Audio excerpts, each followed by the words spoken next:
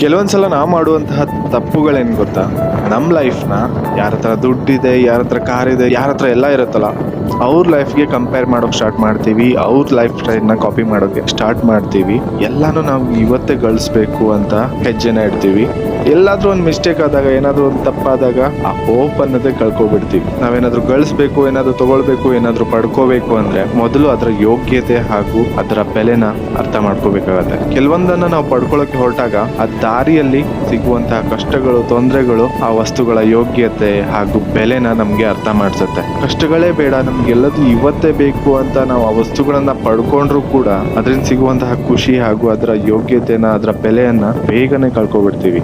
ಆದ್ರಿಂದ ಏನೇ ಪಡ್ಕೊಳ್ಳೋದಿದ್ರು ಮೊದಲು ತಾಳ್ಮೆಯಿಂದ ವೇಟ್ ಮಾಡಿ, ಬರುವಂತಹ ಕಷ್ಟಗಳನ್ನ ಹಂಬಲದಿಂದ ಎದುರಿಸಿ. ಏನಾದ್ರೂ ಪಡ್ಕೊಳ್ಬೇಕು ಅಂತ ಹಂಬಲವಿದ್ರೆ ದೇವರ ಬೆಂಬಲ ಕೂಡ ನಮ್ ಜೊತೆಗಿರತ್ತಂತೆ. ಸೊ ಏನೇ ಕಷ್ಟ ಬಂದ್ರು ಎದುರಿಸಿ ಫೇಸ್ ಮಾಡಿ, ಆಗ್ಲೇ ನಮ್ಗೆ